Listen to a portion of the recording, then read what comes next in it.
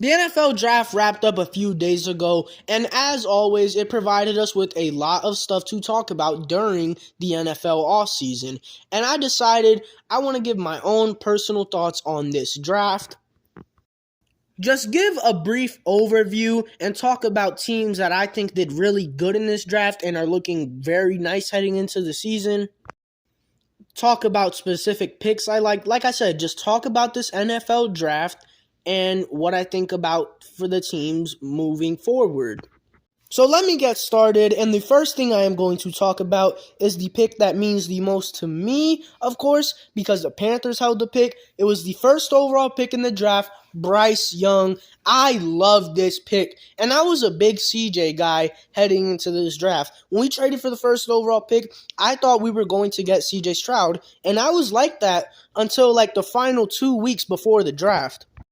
Because I saw the odds, I saw all the experts saying Bryce Young was more than likely almost a lock to go to the Panthers, and I'm like, all right, looks like Bryce Young is going to be our guy.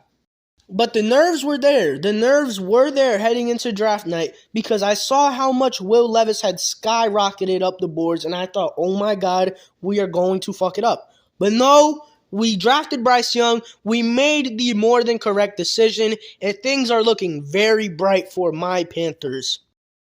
Not much else for me to say there, though. I'm very excited to see what he can do for us. He won the Heisman. He was a great quarterback at Alabama. Yeah, I'm just really excited to see this man in a Panthers uniform. And now that I've already talked about the first pick, I might as well just talk about the other first few picks of the draft because they were the biggest picks, obviously. With the second pick, the Texans were on the board. And I thought Will Levis was really going to go to the Texans because of how much he rised up the boards. I'm like, oh God, the Texans are going to do it. The Texans are going to take Will Levis. Nope. They made the correct decision and drafted CJ Stroud. Fantastic pick for the Texans. Honestly, he might be the best pure talented quarterback in this draft. He's got all the capabilities and qualities you want in the guy you are going to build around going forward. And like I said, I think this was an amazing pick for the Texans to make. Then they got bold because at the third pick, the Cardinals originally had that, but the Texans traded with the Cardinals to get the third pick. So the Texans GM was kind of cooking this draft, and with the third overall pick, the Texans selected Will Anderson. The best defensive player in this class can come in and make an immediate impact at the most important position on defense that the Texans have not really had much there ever since J.J. Watt left. So another great pick from the Texans. The Texans just overall had a really nice draft that leads a lot to be seen in the future, especially this season. We move on to the fourth pick where the Colts selected Anthony Richardson, and this was another pick that I really liked. When you look at pure upside and potential in this draft, Anthony Richardson might have the highest potential out of anybody in this entire class. He has that raw athleticism and abilities that if you give him a season or two to truly develop, he can become a superstar in this league, and that would be absolutely huge for the Colts because they've been struggling to find a quarterback, a cornerstone guy, ever since Andrew Luck retired a few years ago. I'll run down the rest of these early picks pretty fast. With the fifth pick, the Seahawks selected Devon Witherspoon. I've got to say, I was a little surprised that they decided to go with a cornerback here. I thought a D lineman or O lineman would have made more sense for the Seahawks, but I really like this pick for the Seahawks. We saw what they did with Tariq Woolen last year, and if they could do the same thing with Devon Witherspoon, the Seahawks can be building a second Legion of Boom. At the sixth pick, the Cardinals selected offensive tackle Paris Johnson Jr., good player at a position the Cardinals really did need, so nothing bad to really say about this pick, but I also just don't got much to say about the Cardinals in general. They're not going to be very good this season. At the seventh pick, the Raiders selected Tyree Wilson, and this was a pick that kind of confused me because I personally don't feel like the Raiders need any edge rushers. They have Chandler Jones and Max Crosby, two really good ones. So this pick just kind of confused me, especially when I think there was positions that would have been better for the Raiders to target, but who knows, this could end up being really well, and he could develop great under Chandler Jones and Max Crosby. The 8th pick is where things started to get really interesting, though, because at this pick, the Falcons selected Bijan Robinson. Now, Bijan Robinson is a generational talent. He's been the highest drafted running back ever since Saquon Barkley went number 2 in 2018. But the Falcons already have a really good running game with guys like Tyler Allgeier and Cordero Patterson. And it would have made a lot more sense for the Falcons to take a defense in this spot because, well, their defense sucks. They need that. And you know who was on the board? Jalen Carter. And they just didn't draft him, and they drafted a running back at the number 8 pick when they certainly do not need running backs. I'm sure he's going to be great for them, but their defense still sucks, and they're going to have the problem of being able to put up a lot of points while also giving up those points back on defense. For Bijan Robinson, I think this is great for him because he's going to a place where he's going to get a lot of touches and he can absolutely flourish. But for the Falcons, I don't think this was a great pick because they just didn't improve what they really needed to. And the Falcons overall had a solid draft, but I feel like it could have been a lot better if they executed this pick correctly and took defense, if they took Jalen Carter. And speaking of Jalen Carter, the Eagles saw an opportunity and they took it because they selected him at number 9. And how did we let this happen? Arguably the best defensive player in this draft along with Will Anderson, we allowed this guy to go to the Eagles, who happen to have the most stacked defensive line in the NFL. And people talk about his personal and character issues. He's going to a team that has a lot of veteran presence, and I'm sure he is going to be more than fine there. He's going to make a huge impact on this team. Why did we allow this? This might be the single best pick in the draft because of the player that was selected at the spot he was taken at and to the team he was drafted to. Howie Roseman, I don't even know what to say. He's him. He always manages to do stuff like this in the offseason. To talk about some other picks that really stand out to me because I am a college football casual. 12, the Lions selected Jahmyr Gibbs, running back from Alabama. Great player, but why are the Lions taking a running back at number 12?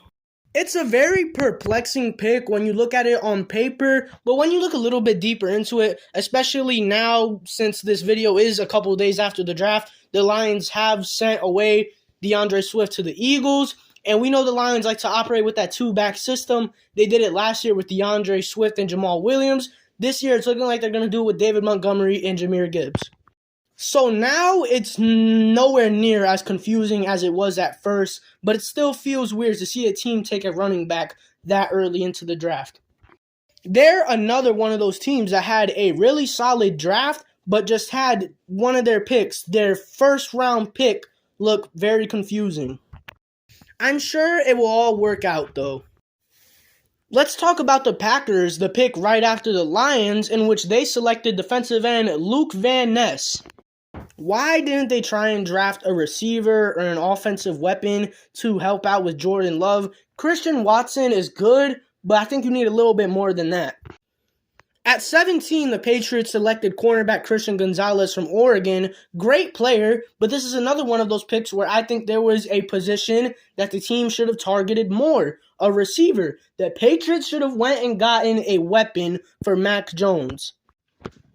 Christian Gonzalez is a great corner, and he will more than likely do wonders for that Patriots defense, but I just think getting somebody like JSN would have made much more sense for the Patriots. And speaking of Jackson Smith-Njigba, the Seahawks selected him at number 20. I was so surprised that he lasted this long in the draft, and I was even more surprised that the Seahawks got him. Great pick for the Seahawks, though. That offense is going to be absolutely electric this year.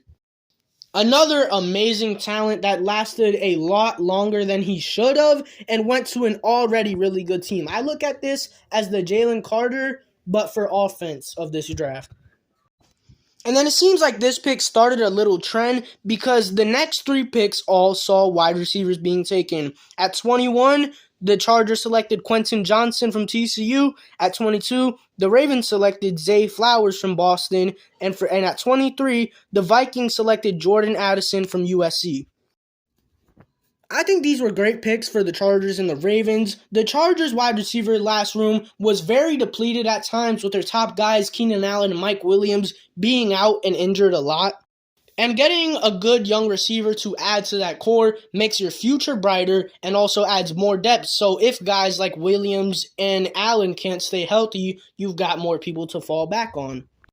And the Ravens getting Zay Flowers, another great pick. We know the Ravens need receivers, and they attacked that with this pick, so great pick for the Ravens.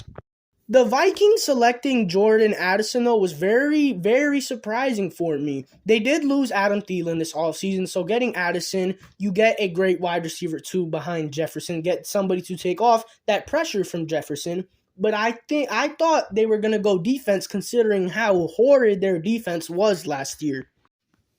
They did target more defense later in the draft, though, so I guess it all evens out. Hey, if the Vikings are still able to put up a high amount of points every game and win 11 to 13 games like that, then so be it.